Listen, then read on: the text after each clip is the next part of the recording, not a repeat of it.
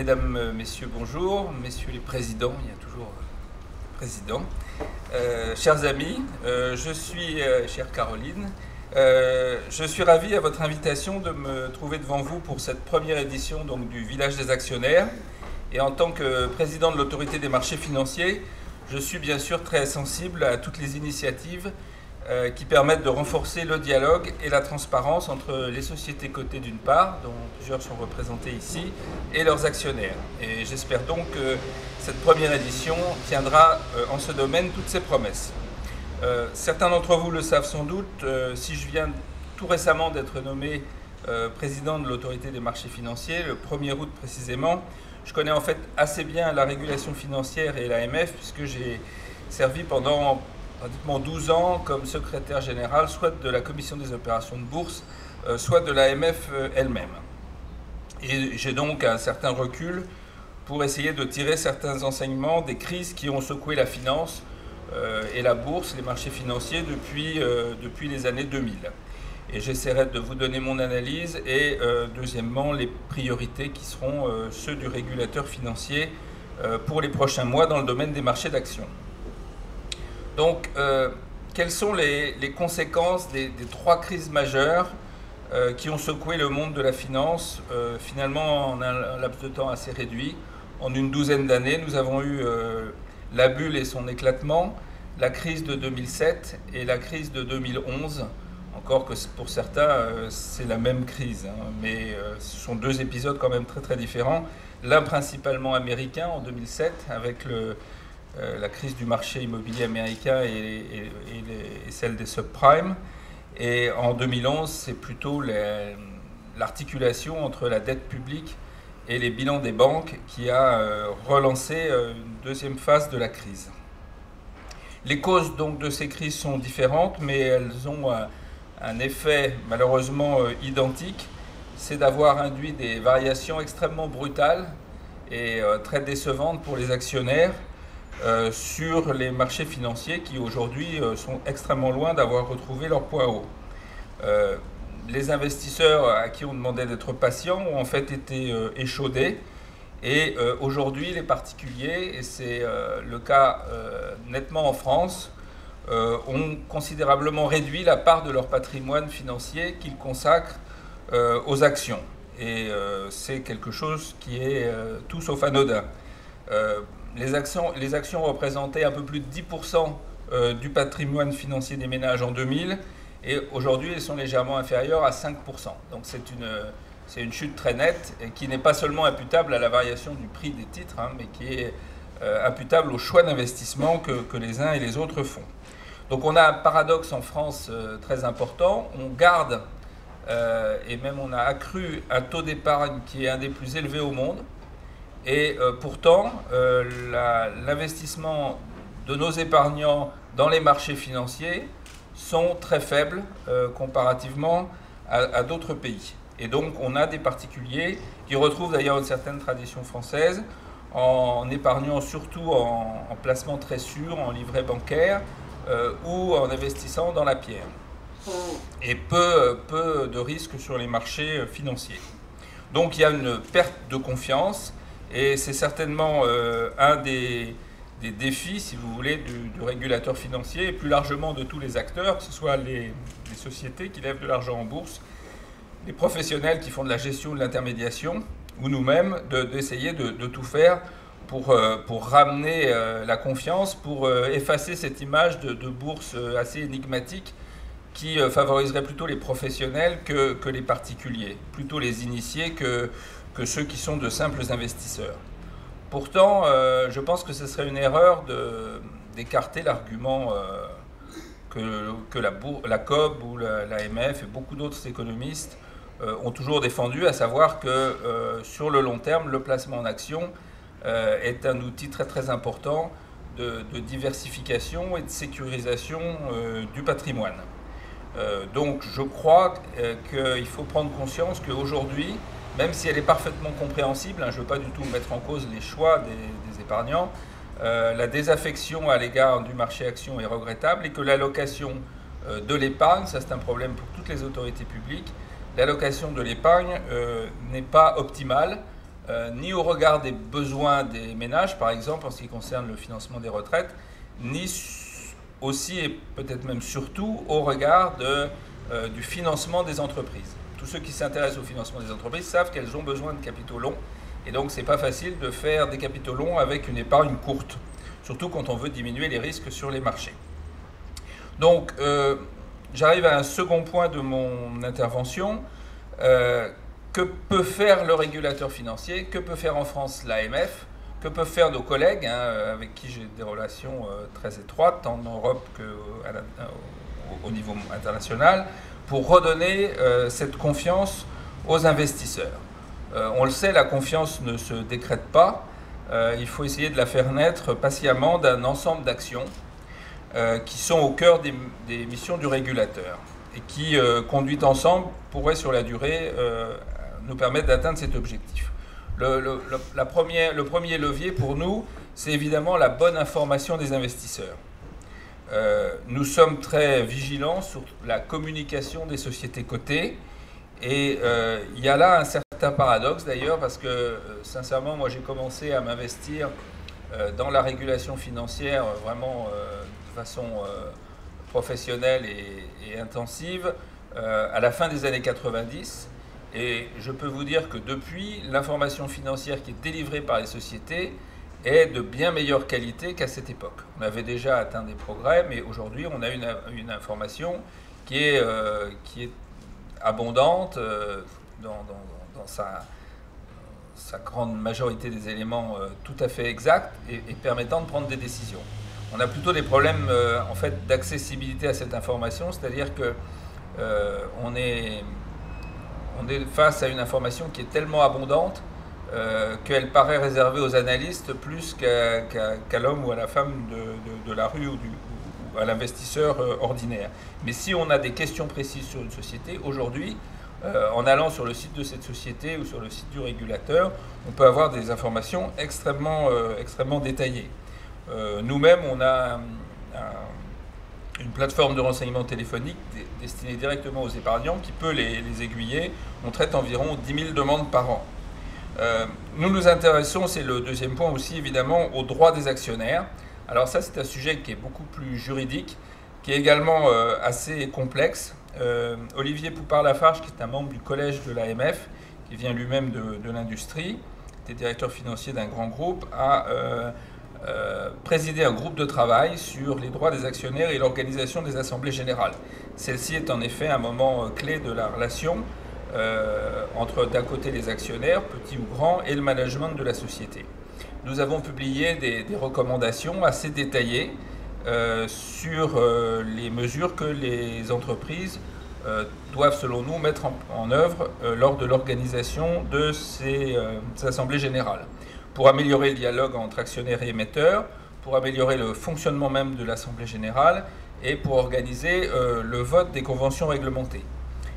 Sans vous donner les secrets des délibérations du collège de l'AMF, au début de la semaine, nous avons examiné avec le collège un rapport très détaillé que nous faisons chaque année sur la gouvernance, qui est un document de près d'une centaine de pages qui sera bientôt rendu public et qui résulte d'une étude détaillée de toutes les informations diffusées par 60 sociétés appartenant au SBF 120, donc les 120 plus grandes sociétés françaises.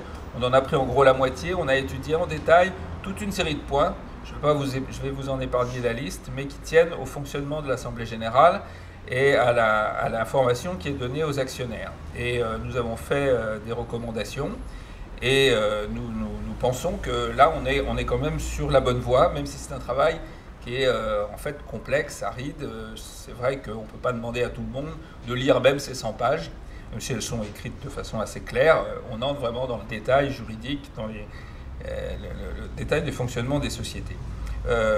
Pour vous donner deux éléments saillants, des positions que l'AMF a prises et confirmera publiquement.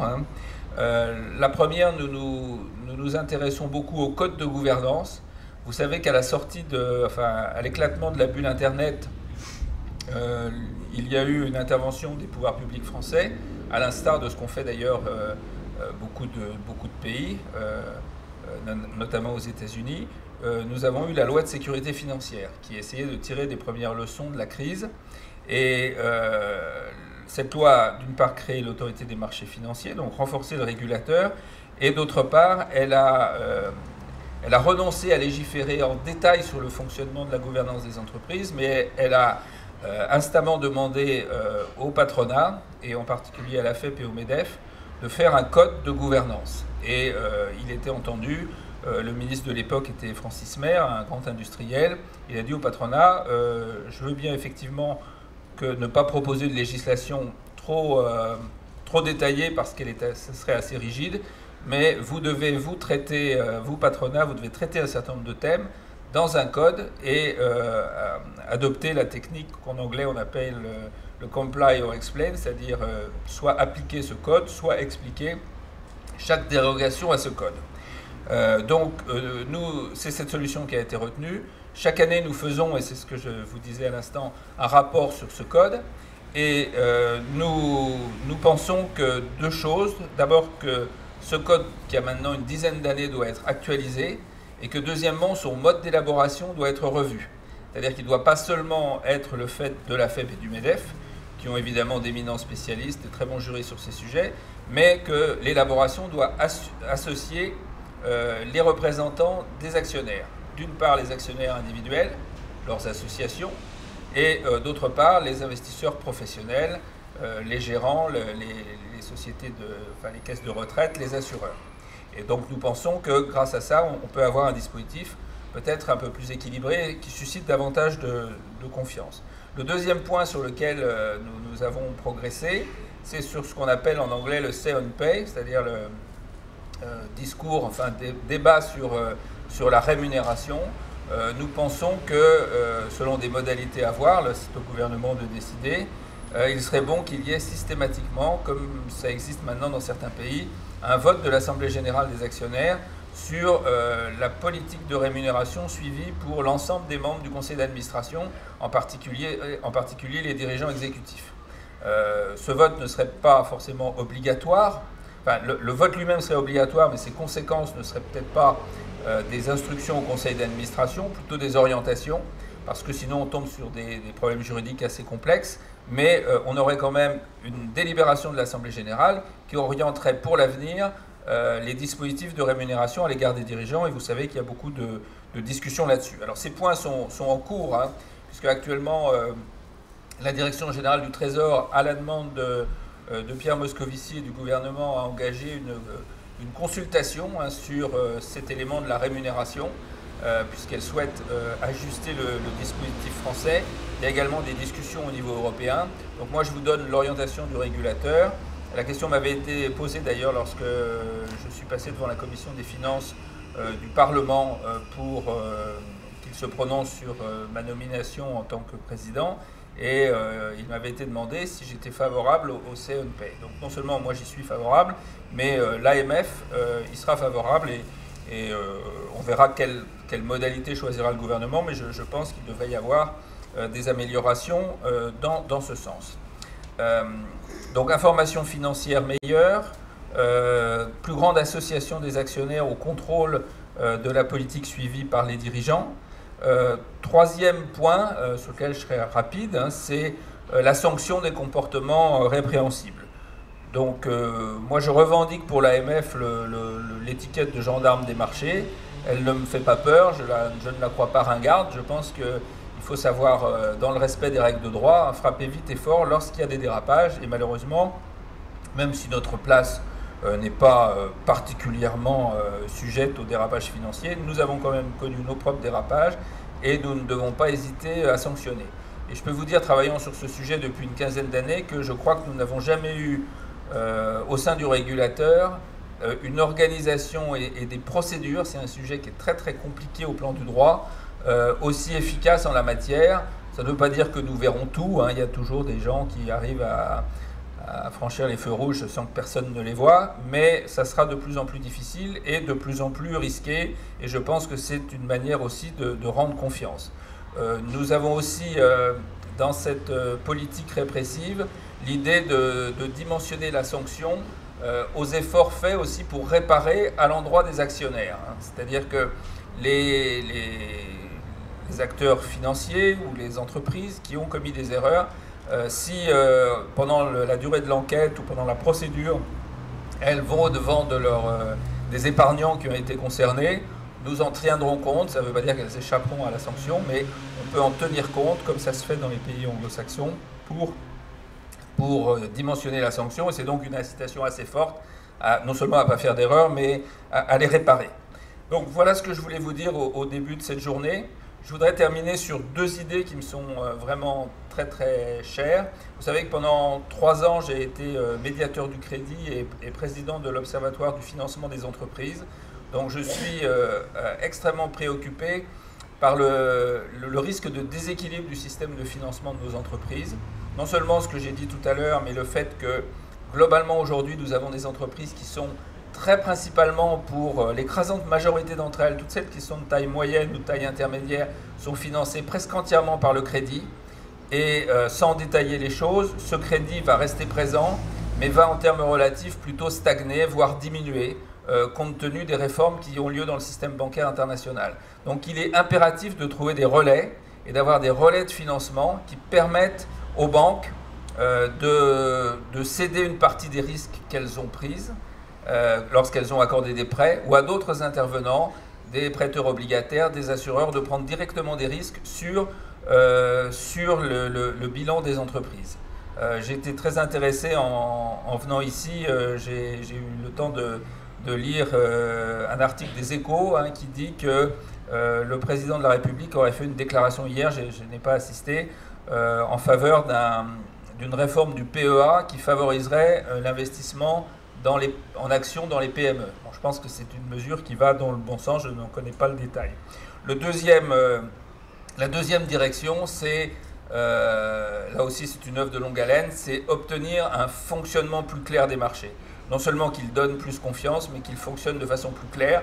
Vous savez que nous avons des problèmes énormes avec des mutations technologiques et juridiques qui sont absolument considérables, avec donc des marchés qui fonctionnent à la microseconde, des acteurs qui, dans certains cas, on m'a cité un cas où pour un mouvement, pour un ordre exécuté, vous aviez 3000 signaux envoyés, 3000 ordres, donc en 2999 ont été annulés une microseconde avant d'être exécutés. Vous avez, au lieu d'avoir un seul marché centralisé, on a maintenant environ 130 plateformes en Europe sur lesquelles il est possible d'échanger des actions.